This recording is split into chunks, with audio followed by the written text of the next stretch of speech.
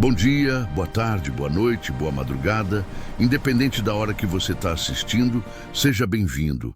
Aproveita para se inscrever no canal, para me dar uma força e comenta aí de qual cidade você está vendo essa história.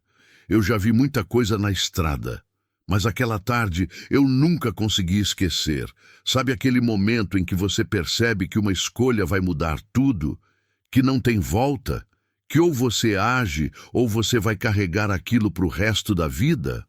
Pois é, eu estava naquele exato momento e nem sabia ainda. Era uma dessas estradas que parecem não ter fim. Sabe aquelas? Reta comprida, asfalto rachado pelo sol, cercas velhas dos dois lados e nada. Nada além de poeira, calor e silêncio. O tipo de lugar que você passa e esquece. O que você passa e nunca mais esquece. Eu dirigia havia umas 6, 7 horas já. Tinha saído de madrugada, como sempre. Café requentado na garrafa térmica, rádio tocando baixinho, aquelas músicas que a gente nem presta atenção direito, mas que fazem companhia. O motor do caminhão roncava firme, constante. Aquele barulho que vira parte de você depois de tantos anos. 22 anos na estrada, para ser exato. 22 anos vendo o Brasil inteiro pela janela desse caminhão. E olha, eu aprendi muita coisa nesse tempo todo. Aprendi a reconhecer quando um pneu está murchando só pelo som. Aprendi a sentir quando o tempo vai virar só olhando para o céu. Aprendi que tem hora que é melhor parar e descansar, mesmo com prazo apertado. Mas tem uma coisa que eu aprendi acima de tudo. A gente reconhece quando algo está errado. Não é pelo que a gente vê, é pelo que a gente sente. E naquela tarde eu senti. Era uns 3 e pouco da tarde, sol ainda alto, daqueles que queima a pele e faz a estrada brilhar que nem espelho. Eu estava naquele modo automático, sabe? Mão no volante, olho na pista, pensamento longe. Pensando na carga, no destino, em quanto tempo ainda faltava, pensando em casa, na família, nas contas, as coisas normais que passam pela cabeça de qualquer caminhoneiro. Foi aí que eu vi. No acostamento, do lado direito da pista, uma figura se movia devagar, muito devagar, tão devagar que por um segundo eu pensei que fosse uma ilusão de ótica, aquelas miragens que o calor faz na estrada. Mas não era. Era uma mulher. E ela carregava algo nas costas. Eu pisquei, tentando entender melhor. A distância ainda era grande, mas dava para ver que ela estava curvada, quase dobrada ao meio. Os passos eram arrastados, lentos, cada um parecia doer, e o que ela carregava, meu Deus, era uma estaca de madeira, enorme, pesada. Dava para ver pelo jeito que o corpo dela tremia, pelo modo como os braços seguravam aquilo com desespero. Eu diminuí a velocidade sem nem pensar. O caminhão foi desacelerando naturalmente, como se ele também tivesse sentido que algo ali não estava certo. Quanto mais eu me aproximava, mais detalhes eu via. E cada detalhe era pior que o anterior. A mulher devia ter uns 30 e poucos anos, talvez 40. Difícil saber. O rosto estava abatido, marcado, queimado de sol. A roupa surrada, suja de poeira e suor. Os pés descalços sangravam mesmo, deixando marquinhas vermelhas no chão quente do asfalto. E aquela maldita estaca devia pesar uns 30, 40 quilos. Fácil, mas não era só isso. Do lado dela caminhava um cachorro, magro, peludo, sujo. O bicho estava tão cansado quanto ela, mas não saía de perto, colado na perna dela como se fosse um guardião, como se soubesse que aquela era a única coisa que ele podia fazer, estar presente. E atrás deles vinha um homem. Ele não carregava nada, nada. As mãos nos bolsos, a camisa limpa, o passo tranquilo, só observando, só seguindo. Como se aquilo fosse a coisa mais normal do mundo. Como se fosse direito dele. Como se ela fosse propriedade. Eu senti a raiva subindo. Não foi uma raiva explosiva, não. Foi uma raiva fria, daquelas que te deixa com os dentes travados e as mãos apertadas no volante. O tipo de raiva que vem quando você vê uma injustiça tão clara, tão descarada, que não tem como fingir que não viu. E olha, eu podia ter seguido viagem. Podia. Muita gente faria isso. Olharia, balançaria a cabeça, talvez comentaria sozinho. Que absurdo. E seguiria em frente, porque não era problema meu, porque tinha carga para entregar, porque a vida já é difícil demais para a gente se meter em confusão, porque, sei lá, sempre tem um porquê. Mas eu não consegui. Eu olhei para o retrovisor, olhei para a estrada vazia à frente, olhei de novo para a mulher, para a estaca, para o cachorro, para o homem atrás, e algo dentro de mim disse: se você passar direto agora, você nunca mais vai conseguir olhar no espelho. Então eu fiz o que tinha que ser feito. Pisei no freio. O caminhão gemeu, as rodas chiaram baixinho no asfalto quente e eu encostei uns 50 metros à frente deles. Desliguei o motor. O silêncio que veio depois foi pesado, daqueles que dói no peito. Eu respirei fundo. As mãos ainda seguravam o volante. O coração batia mais forte agora, porque eu sabia que quando eu abrisse aquela porta não tinha mais volta. Então eu abri. O calor bateu no meu rosto como um soco. O vento quente da tarde trazia poeira, o cheiro de mato seco, o silêncio da estrada. Eu desci devagar, os pés tocando o chão firme, os olhos fixos neles. A mulher parou, a estaca ainda nas costas. O cachorro rosnou baixinho. E o homem me encarou. E foi aí que tudo começou de verdade. Olá, minha família. Preciso parar um minutinho para agradecer, de coração, cada um de vocês que está comigo nessa jornada. Cada mensagem, cada comentário, cada pessoa que chega, se inscreve e compartilha. Vocês não fazem ideia da força que isso me dá para continuar. Estamos muito perto de alcançar 1000 inscritos e isso é algo que ainda parece surreal para mim. Ver essa família crescendo dessa forma é uma bênção enorme. Quero deixar claro um compromisso. Vou continuar trazendo histórias que tocam a alma, histórias de superação, amor, fé e esperança. É isso que me move. É isso que nos une aqui.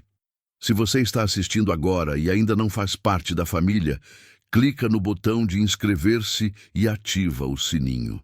Tenho certeza de que essas histórias também vão tocar o seu coração. Saiba que cada inscrição, cada comentário e cada compartilhamento não passam despercebidos. Deus vê tudo, e eu creio que Ele retribui em dobro cada gesto de apoio e carinho. Do fundo do meu coração, muito obrigado por acreditarem em mim. Vamos juntos rumo aos 20.000 inscritos. E muito além disso, sou imensamente grato a cada um de vocês. Eu caminhei devagar em direção a eles. Cada passo meu ecoava no silêncio daquela estrada vazia. Sabe quando você sente o peso do momento?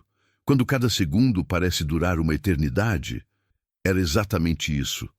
A mulher tinha parado de andar. Ela ficou ali, parada, com aquela estaca absurda nas costas, o corpo tremendo de cansaço e medo. Não levantou o rosto, não me olhou nos olhos. Só ficou ali, de cabeça baixa, como se tivesse aprendido que olhar para cima só trazia mais problema. O cachorro, aquele bichinho magro e sujo, se posicionou entre mim e ela. Não rosnou mais, mas ficou alerta. As orelhas em pé, o corpo tenso. Ele sabia que eu era um estranho, mas também sabia que o perigo real não era eu. E o homem me olhava com aquela cara que eu já conhecia bem, não de tê-lo visto antes, mas de conhecer o tipo. Sabe aquele sujeito que se acha dono de tudo? Que acha que o mundo gira em torno dele? Que acha que pode fazer o que quiser porque ninguém vai ter coragem de enfrentá-lo? Pois é, era esse o tipo. Ele era mais novo do que eu, talvez uns 35, 40 anos. Corpo forte, mas não por trabalho honesto. Aquele tipo de força que vem da arrogância, da violência gratuita. Tinha uma tatuagem no braço que eu não consegui ver direito, mas dava para sentir que era um cara que se identificava com símbolos de poder. Camisa limpa, calça jeans, botas boas, enquanto ela sangrava descalça. Quando cheguei a uns 5 metros deles, parei.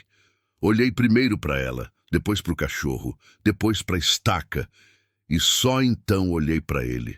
"Tá tudo bem aqui?" perguntei. A voz saiu firme, mas calma. Não era ameaça ainda. Era só uma pergunta. Mas a gente sabe que algumas perguntas já são respostas, né? A mulher não respondeu. Nem se mexeu. Parecia uma estátua de sofrimento. O cachorro continuou me observando, mas relaxou um pouco a postura, como se reconhecesse que eu não era o inimigo. O homem deu um meio sorriso, daqueles sorrisos falsos, cínicos, que não chegam nos olhos. "É coisa nossa", disse ele, com uma voz arrastada, debochada. "Não se mete não, velho. Velho." Ele me chamou de velho, como se idade fosse sinônimo de fraqueza, como se respeito fosse opcional. Eu não reagi ao tom.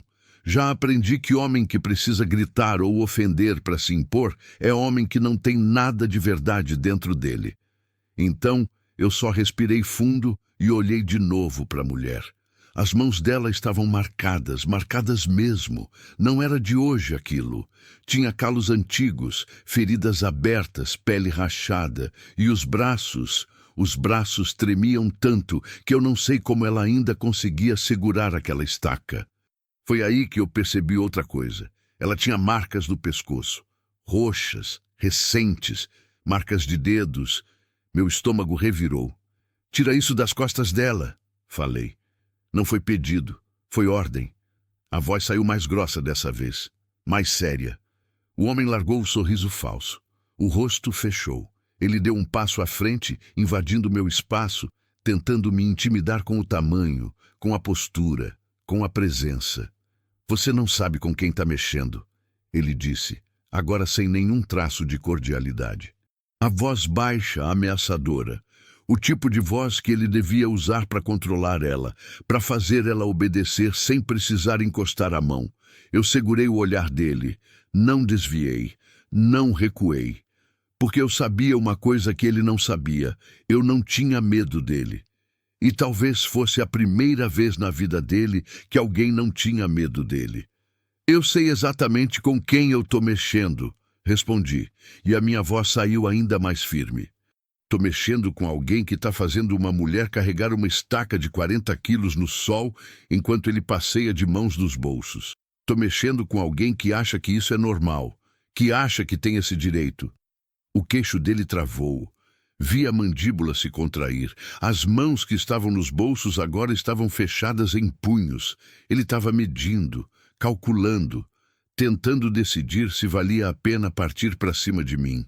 E olha, eu não sou nenhum lutador. Não sou novo. Tenho 53 anos, joelho que dói quando o tempo muda, coluna que reclama quando eu durmo mal. Mas tenho uma coisa que ele não tinha. Eu não tinha nada a perder naquele momento. E ele tinha tudo a perder. Porque agora ele não estava mais sozinho com ela. Tinha uma testemunha. Tinha alguém que podia contar. Alguém que podia denunciar. Alguém que podia fazer barulho. O silêncio voltou a cair entre a gente. Um silêncio pesado, tenso, carregado. O vento quente continuava soprando. A poeira continuava subindo. E a mulher continuava ali, parada, com aquele peso absurdo nas costas, esperando para ver qual dos dois homens ia decidir o destino dela. Foi quando eu fiz algo que ele não esperava. Eu tirei os olhos dele e olhei diretamente para ela. "Moça", chamei com a voz mais suave que consegui. "Você pode largar isso no chão. Pode largar. Não precisa mais carregar." Ela tremeu. O corpo inteiro tremeu. Mas não largou. Não ousou. Porque ela sabia que se eu fosse embora, se eu entrasse naquele caminhão e sumisse dali, ela ia pagar caro por aqueles segundos de esperança. E foi aí que eu entendi a dimensão do que eu tinha feito. Eu não podia mais voltar atrás. Não podia mais entrar no caminhão e seguir viagem, porque se eu fizesse isso, eu ia condená-la. Eu ia ser tão culpado quanto ele. Então eu dei mais um passo, não em direção ao homem, em direção a ela. O cachorro rosnou de novo, mas dessa vez foi diferente. Foi um rosnado de aviso, não para mim, mas para o homem atrás dela. Como se o bicho soubesse que algo tinha mudado, que a balança tinha se mexido. "Ei!" o homem gritou, a voz agora alterada, perdendo o controle. "Eu tô falando com você! Não encosta nela!" Eu parei. Virei para ele de novo, e dessa vez eu não segurei nada. "Ou o quê?" perguntei, e a minha voz saiu gelada. "Você vai fazer o quê? Vai botar ela para carregar outra estaca? Vai bater nela na frente de uma testemunha? Vai fazer o quê, exatamente?" Ele abriu a boca. Fechou. Abriu de novo. Estava perdido, porque tudo o que ele fazia até agora dependia de uma coisa: invisibilidade.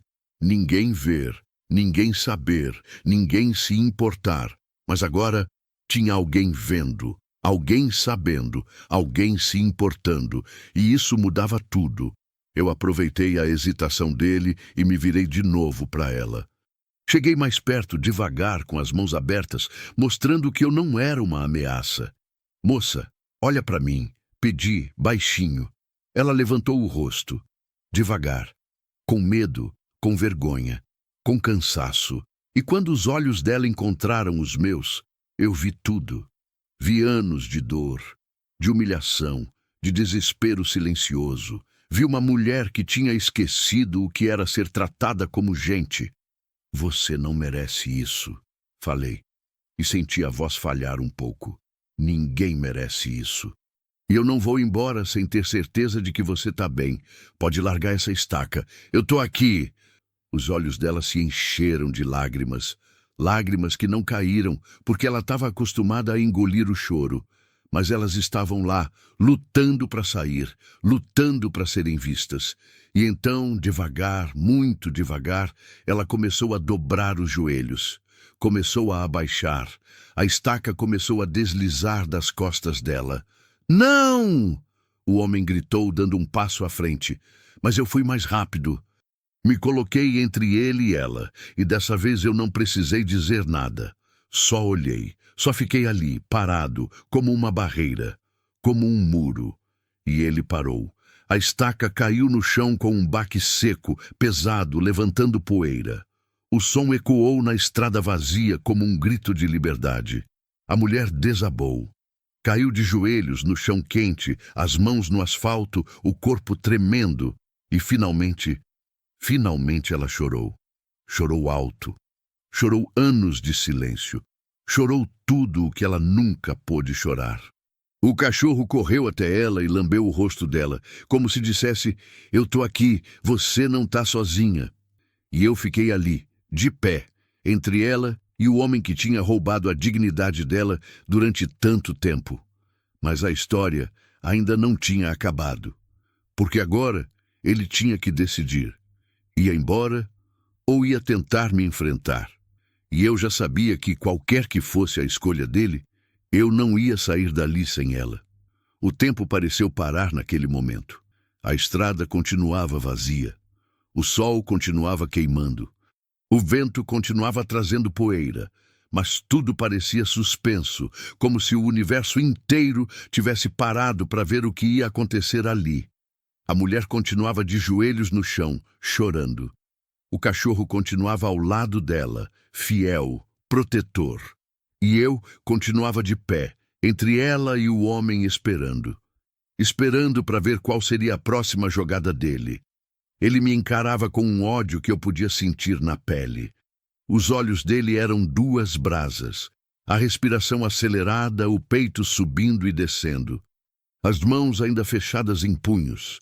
Ele estava no limite, no ponto onde a raiva e o orgulho ferido podiam explodir de qualquer jeito.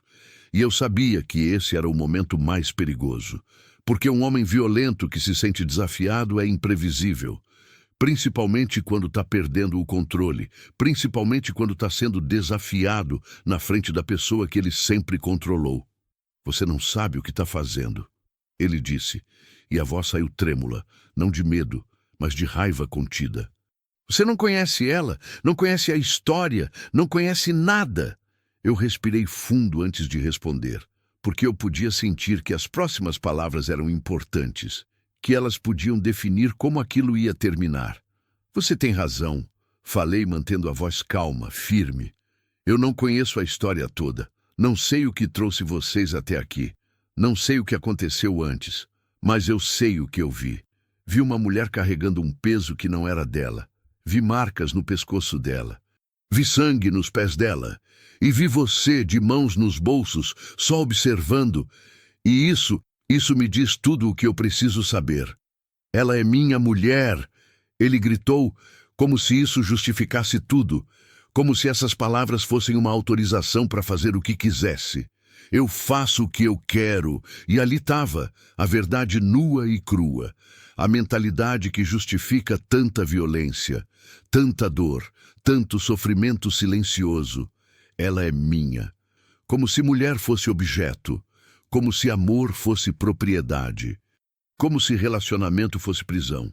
Não, respondi, e senti algo dentro de mim endurecer ainda mais. Ela não é sua. Ela não é de ninguém. Ela é dela mesma.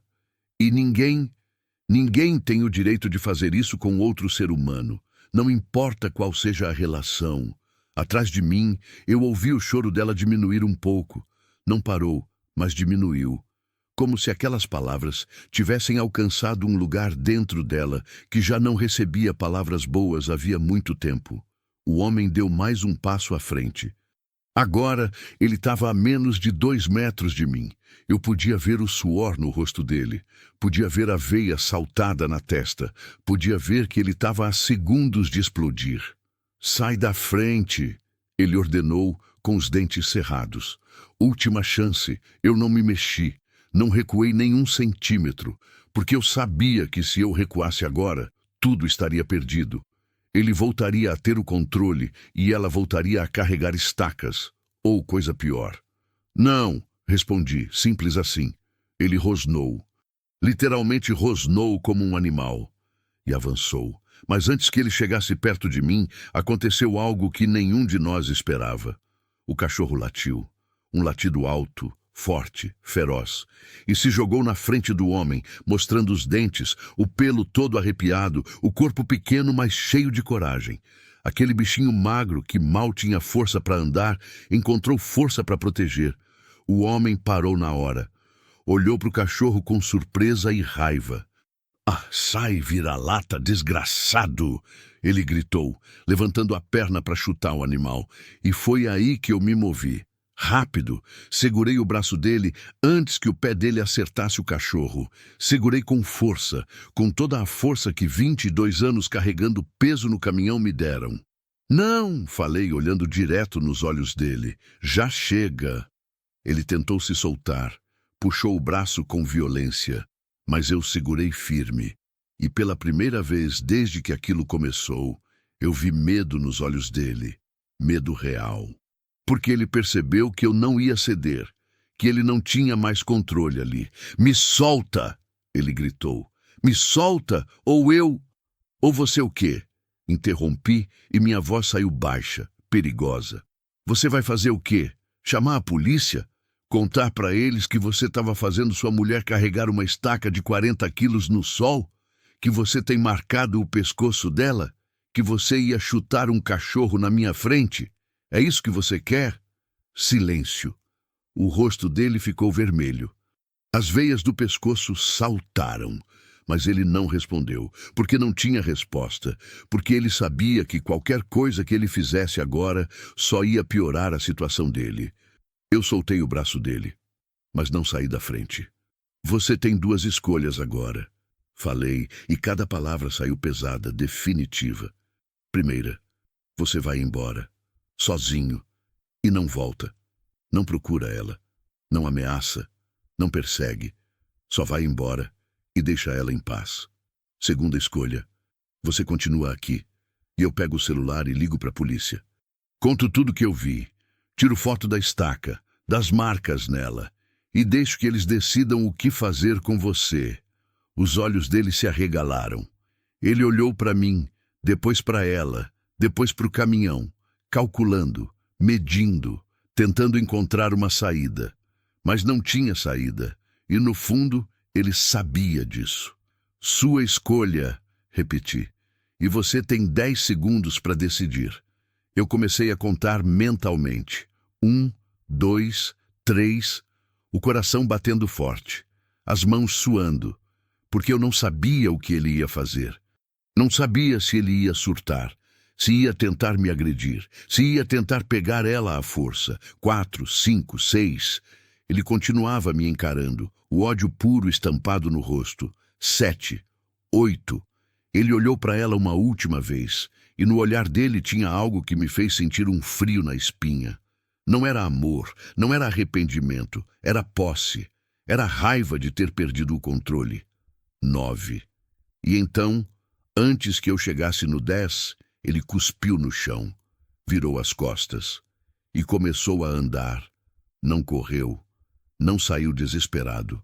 Ele andou devagar, com passos pesados, como se quisesse mostrar que a decisão tinha sido dele, que ele estava indo embora porque ele queria, não porque eu tinha obrigado. Mas a gente sabia a verdade. Eu fiquei ali, parado, assistindo ele se afastar pela estrada de terra que saía do acostamento, assistindo até ele sumir atrás de uma curva, engolido pelo mato seco e pela poeira. Só então eu soltei o ar que eu nem sabia que estava segurando. Virei para trás. A mulher continuava de joelhos no chão, mas agora ela tinha levantado o rosto, e ela me olhava com uma expressão que eu nunca vou esquecer. Era medo, alívio, confusão, gratidão, tudo misturado num rosto marcado por anos de sofrimento. O cachorro voltou até ela e encostou o focinho na mão dela. Ela acariciou a cabeça do bicho com movimentos automáticos, como se precisasse tocar em algo real para acreditar que aquilo estava mesmo acontecendo. Eu me aproximei devagar. Me agachei na frente dela, mantendo uma distância respeitosa. "Ele foi embora", falei, com a voz mais suave que consegui. "E não vai voltar. Não enquanto eu tiver algo a dizer sobre isso." Ela abriu a boca para falar, mas não saiu som. Só lágrimas. Muitas lágrimas. E eu fiquei ali, agachado naquele asfalto quente, embaixo daquele sol forte, naquela estrada vazia, e deixei ela chorar. Porque às vezes a única coisa que a gente pode fazer é estar presente, é não fugir da dor alheia. Depois de um tempo, não sei se foram 2 minutos ou 10, ela finalmente conseguiu falar. "Obrigada", sussurrou, a voz rouca, quebrada. "Obrigada." Eu balancei a cabeça. "Você não precisa me agradecer", respondi. "Precisa não. Qualquer pessoa decente teria feito o mesmo, mas no fundo eu sabia que não era verdade, porque muita gente tinha passado por aquela estrada antes de mim, e ninguém tinha parado." Eu levantei e estendi a mão para ela. "Vem", falei. "Vamos sair desse sol. Tenho água no caminhão. E a gente precisa conversar sobre o que fazer agora." Ela olhou para minha mão, hesitou, e eu entendi a hesitação, porque ela tinha aprendido que mãos estendidas podiam se fechar em punhos, que ajuda podia virar armadilha. Mas então, devagar, ela colocou a mão na minha, e eu a ajudei a se levantar. O cachorro se levantou junto, balançando o rabo pela primeira vez desde que eu tinha parado ali.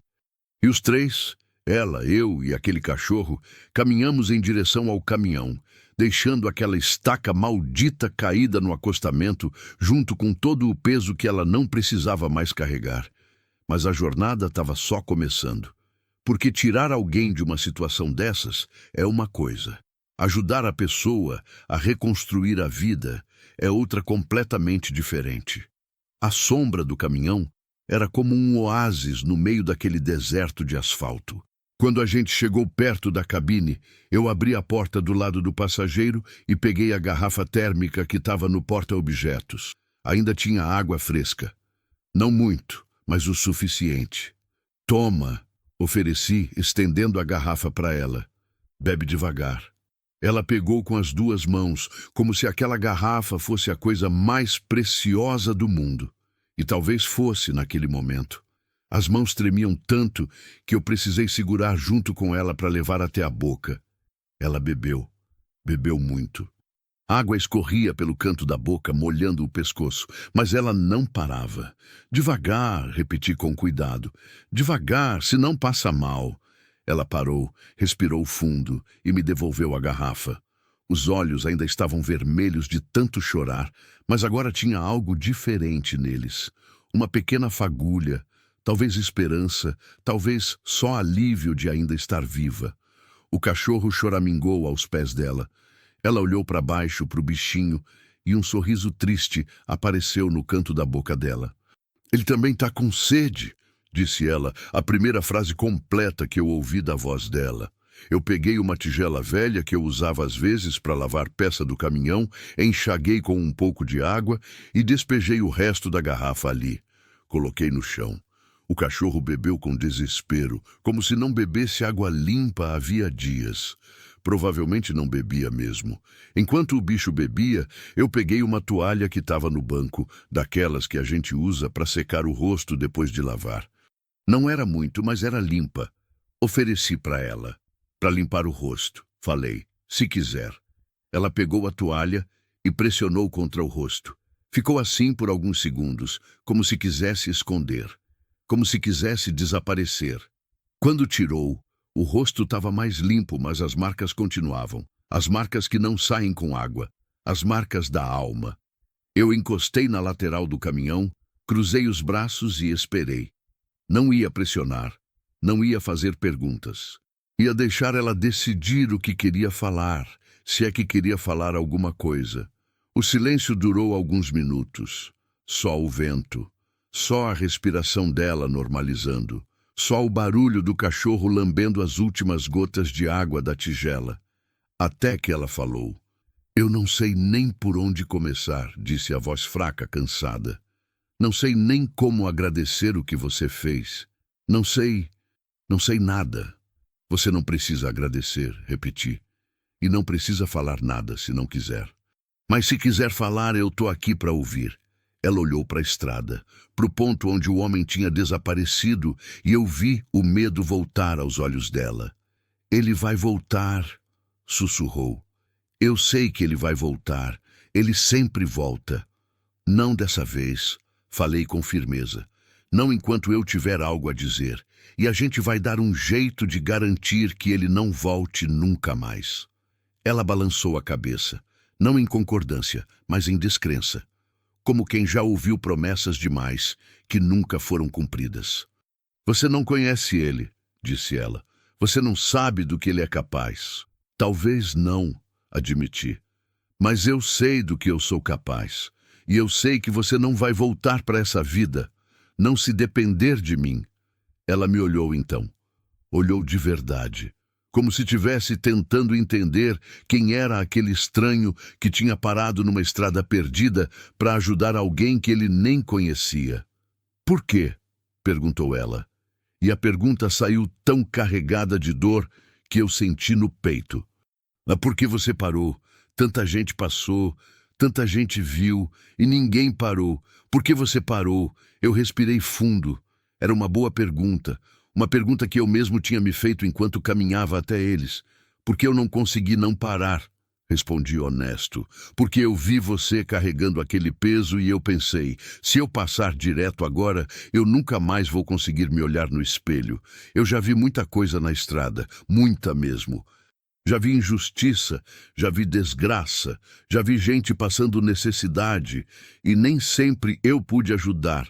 Mas dessa vez eu podia. Então eu parei. As lágrimas voltaram a descer pelo rosto dela, mas dessa vez eram lágrimas diferentes. Não eram de dor, eram de algo que ela tinha esquecido que existia. Humanidade. Faz 3 anos. Ela começou a falar, e a voz saiu baixa, como se contar aquela história doesse fisicamente. 3 anos que eu tô com ele. No começo não era assim. Ele era diferente. Ou pelo menos eu achava que era. Ele era gentil, atencioso, me tratava bem. Eu achei que tinha encontrado alguém que ia me fazer feliz. Ela parou, respirou fundo e continuou. Mas foi mudando, devagar. Tão devagar que eu nem percebi quando começou. Primeiro foi um grito, depois foi um empurrão, depois foi uma palavra mais dura, depois foi um tapa e eu perdoei. Porque ele pediu desculpas, porque ele chorou, porque ele disse que não ia mais acontecer. Eu não disse nada, só ouvi, porque era isso que ela precisava, alguém que ouvisse sem julgar. Mas aconteceu de novo, e de novo, e de novo, até que virou rotina, até que eu aprendi a andar na ponta dos pés dentro da própria casa. Aprendi a não falar muito, aprendi a não olhar muito, aprendi a ser invisível, porque quando eu era invisível, às vezes ele me esquecia, e quando ele me esquecia, eu não apanhava. A voz dela quebrou. Ela cobriu o rosto com as mãos. O cachorro se aproximou e encostou a cabeça na perna dela. Ela abaixou a mão e acariciou o bicho. Esse aqui, ela disse, olhando para o cachorro, foi a única coisa boa que aconteceu nesses 3 anos. Ele apareceu um dia no portão de casa, magro, sujo, machucado. E eu dei comida para ele, só isso. Dei comida. E ele nunca mais foi embora. Ele ficou comigo. Me protegia quando ele estava bêbado. Latia quando ele vinha para cima de mim. Levou chute, levou pancada, mas nunca me abandonou. Ela olhou para o céu, como se buscasse forças lá em cima. Hoje de manhã eu queimei o café. Foi sem querer. Eu estava cansada, estava com dor e deixei passar do ponto. E ele ficou furioso, gritou que eu não servia para nada, que eu era um peso morto, que eu tinha que aprender a trabalhar de verdade. Ela apontou para a estrada, para o lugar onde a estaca ainda estava caída. Ele disse que eu ia carregar aquilo até a próxima cidade, que era para eu aprender, que era para eu sentir o peso que eu era na vida dele. E ele ia me acompanhando, só olhando, só se divertindo com aquilo. A raiva voltou a subir dentro de mim, uma raiva fria, controlada, mas intensa. Quantos quilômetros você já tinha andado? Perguntei. Não sei, ela respondeu. Talvez 8, talvez 10. Eu parava de vez em quando, mas ele gritava para eu continuar. Dizia que se eu largasse no chão, ia ser pior quando a gente chegasse em casa. Casa. Ela chamou aquele inferno de casa. Você tem família? Perguntei. Alguém que possa te ajudar? Ela balançou a cabeça. Minha mãe morreu quando eu era criança. Meu pai bebe. Nunca ligou muito para mim. Não tenho irmãos. Não tenho ninguém. Por isso que eu aguentei tanto tempo. Porque eu não tinha para onde ir. Porque eu achava que era isso ou a rua. E agora? Perguntei. Você quer voltar para ele? Ela me olhou como se eu tivesse perguntado se ela queria morrer. Não, disse ela, categórica. Eu prefiro morrer na rua do que voltar. Então você não vai voltar, afirmei. E você não vai morrer na rua. A gente vai dar um jeito. Ela riu. Um riso amargo, sem alegria. Dar um jeito como? Eu não tenho dinheiro. Não tenho documento. Não tenho nada. Tudo está na casa dele. Tudo. Eu pensei por um momento, pensei nas opções, pensei no que era possível fazer. Tem uma cidade a uns 120 quilômetros daqui, falei. Tem um abrigo lá, um lugar que ajuda mulheres em situação de violência. Eu já passei por lá algumas vezes, já vi o trabalho deles. São gente boa, gente que vai te ajudar de verdade. E se ele me achar? Ela perguntou, o medo voltando à voz. Ele não vai achar, respondi. Porque você não vai voltar, não vai falar com ele, não vai deixar rastro. E se ele tentar, vai ter gente protegendo você, gente que sabe o que fazer nessas situações. Ela ficou em silêncio, processando tudo. Processando a possibilidade de uma vida diferente, uma vida sem medo. E o Billy? Ela perguntou, olhando para o cachorro. Billy? Repeti. É o nome dele. Ela disse com um sorriso pequeno. Ele vai comigo? Claro que vai, respondi. Vocês são uma dupla agora. Onde você for, ele vai junto. O cachorro, Billy, abanou o rabo como se tivesse entendido. Ela respirou fundo, olhou para a estrada, olhou para o caminhão, olhou para mim. E finalmente, pela primeira vez, desde que a gente se conheceu, ela sorriu. Um sorriso cansado, machucado, mas real. Tá bem, disse ela. Eu vou. E naquele momento, naquela estrada vazia, debaixo daquele sol forte, começou uma nova história. Uma história de recomeço, de coragem, de esperança, mas o caminho até lá ainda ia ser longo. A gente subiu no caminhão. Eu abri a porta do carona e ajudei ela a entrar. Billy pulou atrás, se acomodando no chão da cabine entre o banco e o painel. O bichinho parecia exausto, mas aliviado. Pela primeira vez em muito tempo ele podia relaxar. Ela também. Eu dei a volta, entrei do lado do motorista, liguei o motor. O ronco familiar do caminhão encheu o silêncio. Ajeitei o retrovisor, olhei para ela, que tinha se encolhido no banco, ainda processando tudo que tinha acontecido. E engrenei a marcha. A gente começou a andar. Devagar no começo, saindo do acostamento, voltando para a pista. Eu olhei pelo retrovisor uma última vez. A estaca ainda estava lá, caída no chão, um símbolo daquele peso que ela nunca mais ia precisar carregar. Os primeiros quilômetros foram em silêncio. Ela olhava pela janela, perdida nos próprios pensamentos. Eu respeitava aquele silêncio.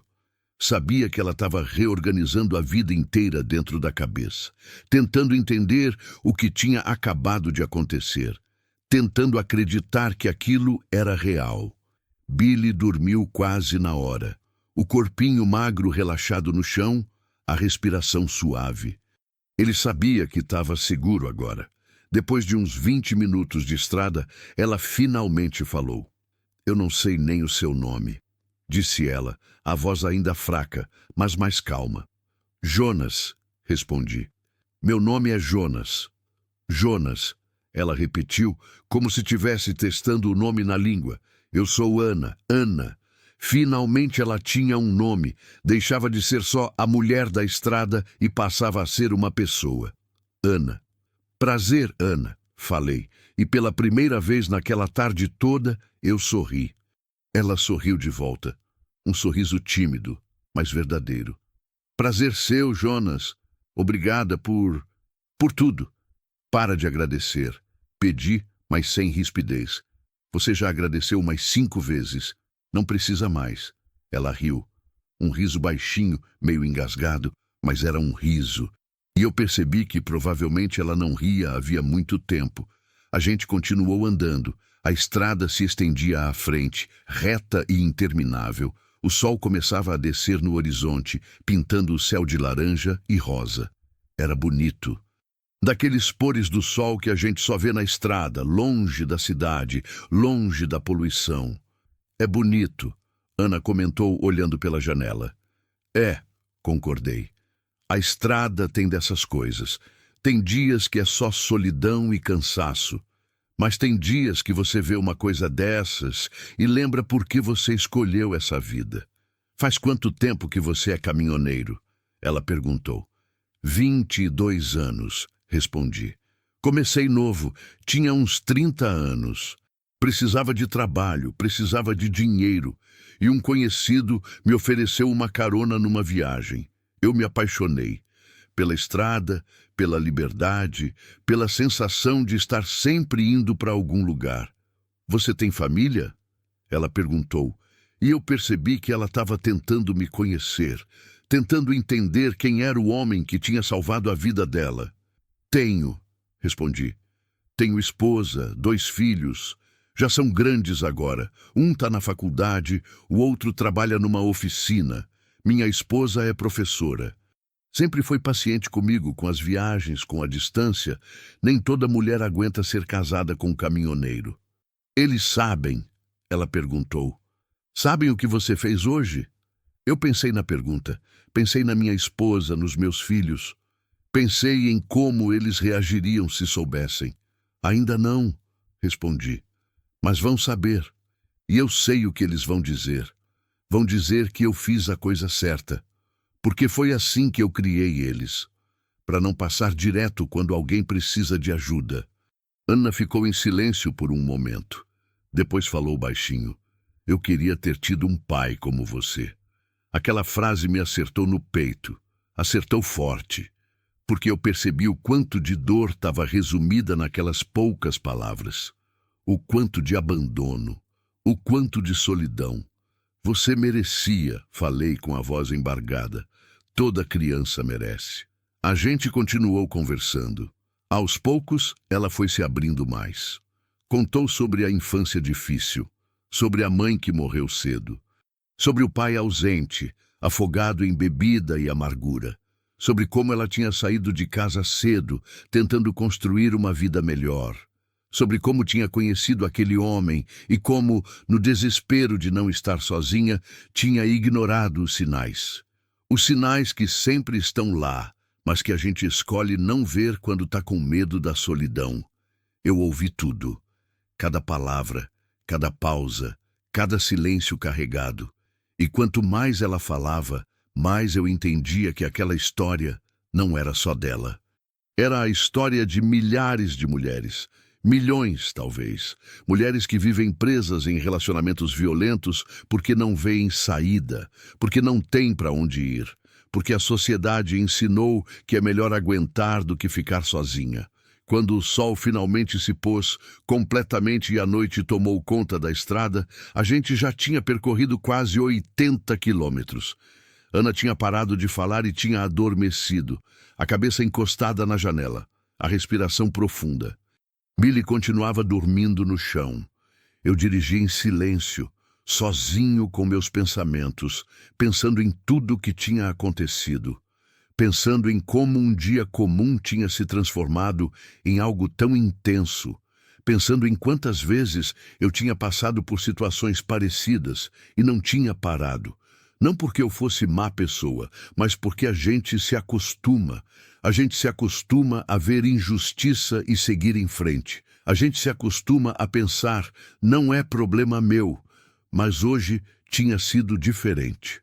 Hoje eu não tinha conseguido seguir em frente, e eu sabia que tinha feito a coisa certa.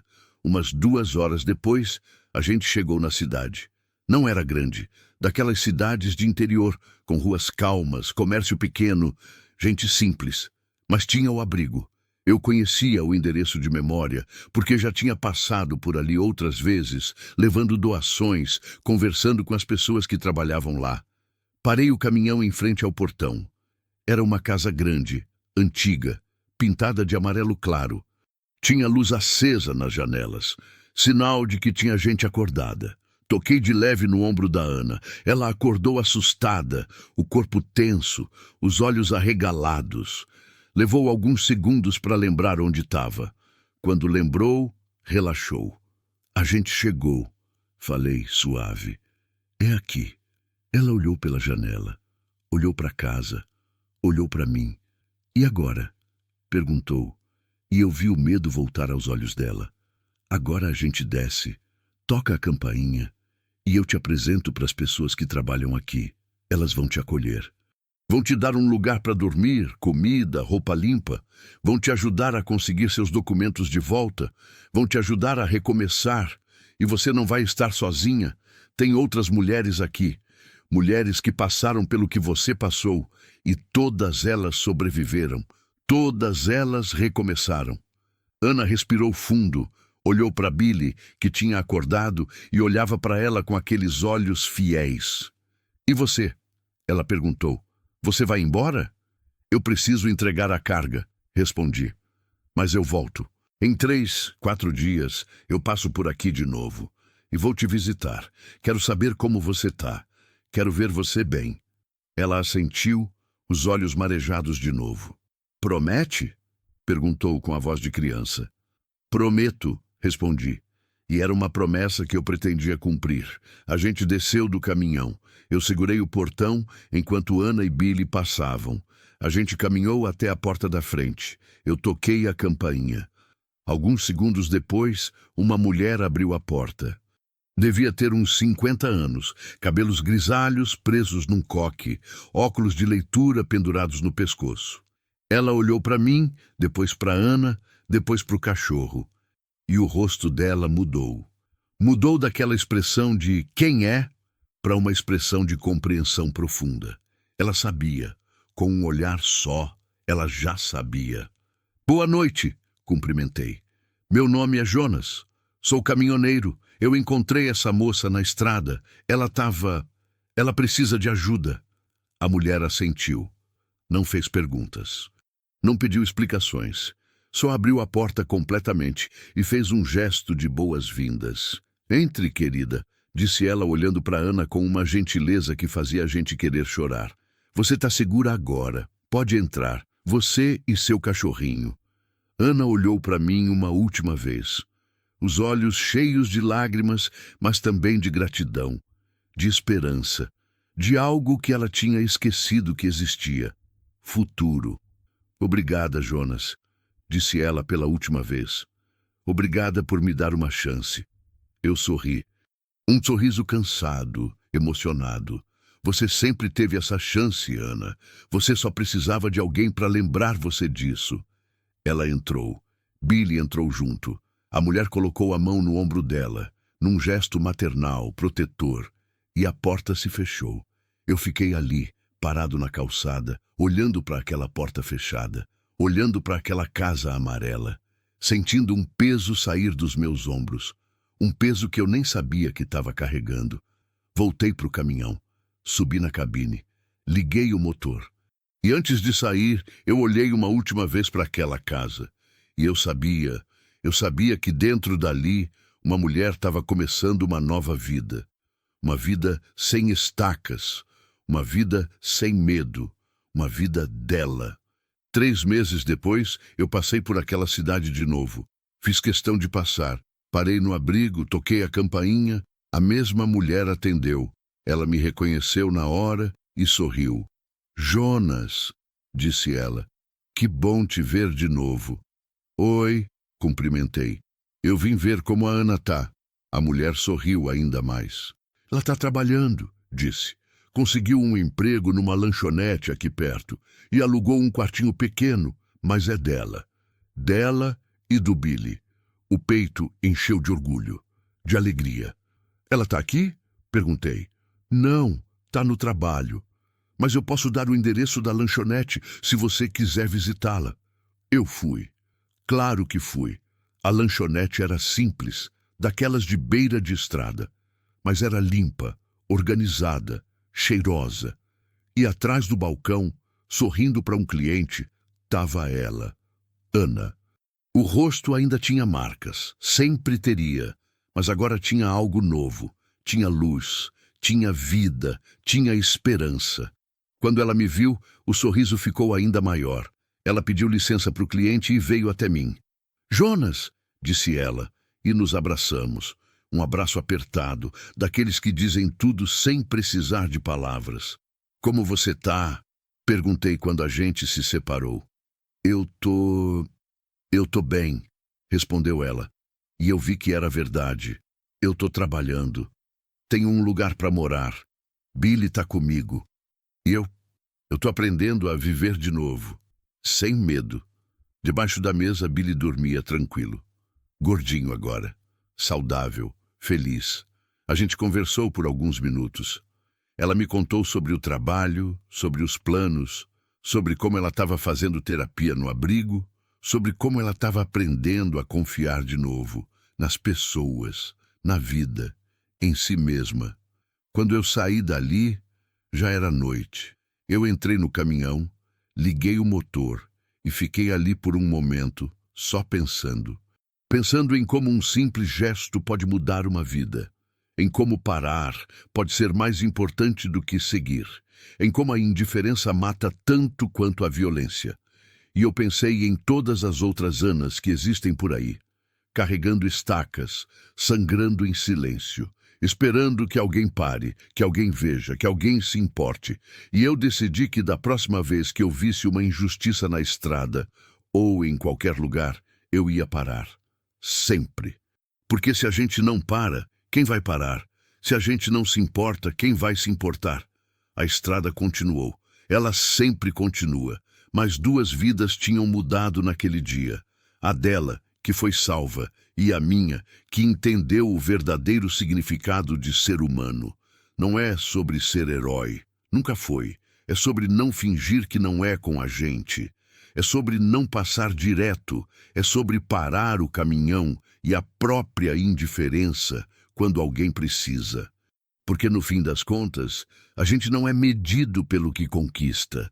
A gente é medido pelo que faz quando ninguém está olhando, pelo que faz quando seria mais fácil seguir em frente. E naquele dia eu escolhi parar. E foi a melhor escolha que eu já fiz na estrada. Aviso importante: essa história foi criada para fins de entretenimento e reflexão. Os personagens, situações e diálogos são fictícios e foram dramatizados para transmitir uma mensagem sobre empatia, solidariedade e a importância de não sermos indiferentes ao sofrimento alheio. Qualquer semelhança com pessoas reais, locais específicos ou situações vividas é mera coincidência. O objetivo aqui não é contar um fato verídico, mas sim provocar uma reflexão. O que você faria se presenciasse uma injustiça?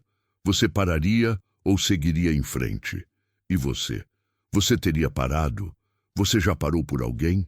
Já foi a diferença na vida de alguém?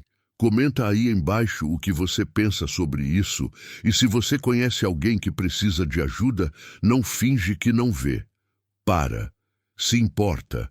Seja a diferença. Se você chegou até aqui, muito obrigado por me acompanhar nessa jornada. Se inscreve no canal, deixa seu like, ativa o sininho e compartilha essa mensagem com quem precisa ouvir. Um abraço forte e até a próxima viagem. Deus abençoe você e boa estrada.